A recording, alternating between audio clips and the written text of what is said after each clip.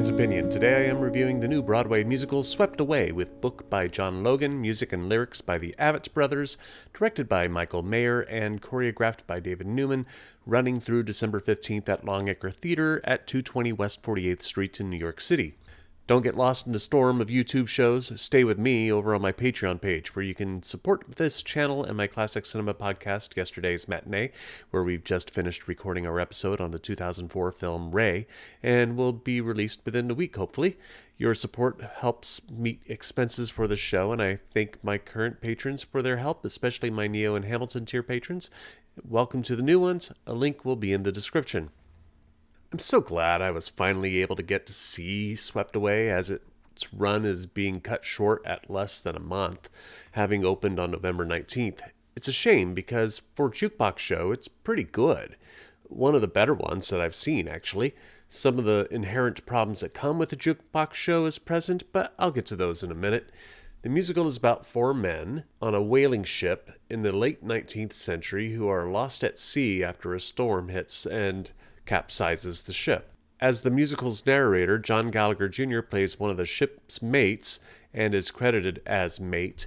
He explains at the top of the show that he and three other men were lost at sea for 3 weeks with no food or water.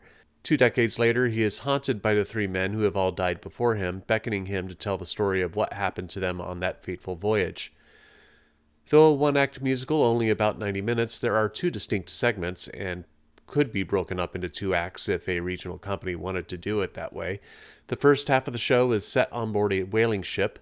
Mate, along with the captain, played by Wayne Duvall, received 2 new unexpected sailors, 2 brothers, the big brother, played by Stark Sands, and the little brother by Adrian Blake Ensko. Little brother is longing for adventure around the world before he settles down at home on the family farm. Big brother is there to convince him to return to the farm, but the ship sets sail before he can get himself or both of them off the boat. The crew works hard and plays hard when they can, with some delightful ensemble dance numbers by David Neumann, laced with boisterous bravado by the all-male cast.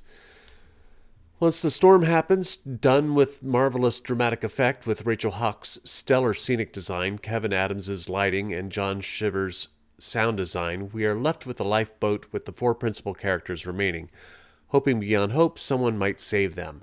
But when things start to look bleak, what extremes do men take to survive? Swept Away is a bleak show and probably should have opened in the spring, where a Broadway audience may be more receptive to its subject matter versus the holiday crowd, who are generally looking for something more inspirational. This doesn't make Swept Away a bad show. It's actually pretty good. We've had violently brutal shows succeed on Broadway in the past. The original Sweeney Todd ran for over a year, and though controversial, 1984 ran over 3 months. So it's not like there isn't a place for a show like this. I'm not saying that this is as good as Sweeney Todd. It isn't. Stephen Sondheim's music is far more complex, and he's able to color Sweeney Todd with levity to ease the audience at times before the more terrifying moments play out. Once the storm happens here in Swept Away, there isn't much room for humor, and I think the temperament of the Broadway audience is just not in the mood for that at the moment. But these are issues beyond Swept Away's control. Though the show deserves a better life than it got, it definitely deserves a bit more respect than Tammy Faye, which fared about the same in its run. It does, though, have problems within itself beyond audience distaste for the subject matter. Though for the most part the Avett brothers' music fit well with the story, it is mostly atmospheric and thematic. Most of the songs don't move the plot much. I'm not saying it's that way with all the songs, but most of the first half of the show tends to present this way. They slow the plot down significantly in the first half, as we get some great numbers and performances like Hard Worker and the titular Swept Away, but very little development in the plot.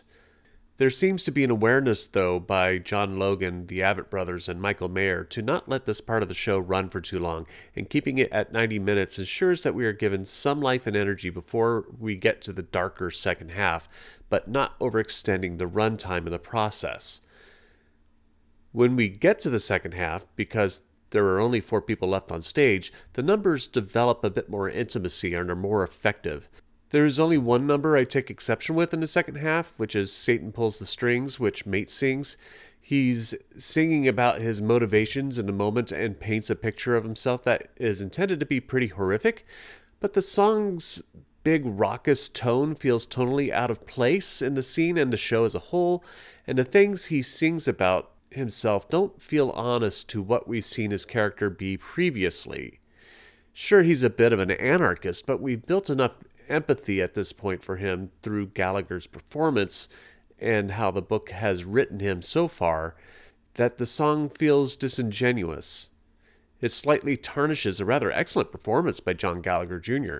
The other three actors are excellent as well, especially Stark Sands, whose portrayal of Big Brother's love and protection for Little Brother is palpable. Swept Away deserves a better fate than it's getting. On the grand scale of jukebox musicals, it's better than most.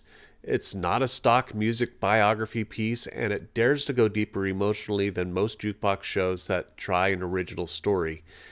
There are inherent problems of the songs not being written for the stage, hindering the plot at times, but its brutally horrific plot that the show goes to in the second half, I expect was too much for Broadway audiences, which is a shame because there's some admirable theater here that's going to be missed. But I'm only one man's opinion, so be sure to leave yours in the comments below. If you'd like to see Swept Away, I'll leave a link in the description where you can get tickets. Also in the description are links to my Patreon and Spotify pages, as well as my social media handles where you can support my work.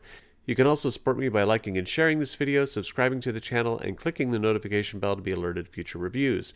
My next review will be Yale Repertory Theater's production of Macbeth in Stride. Thank you for watching, and I will see you at the theater.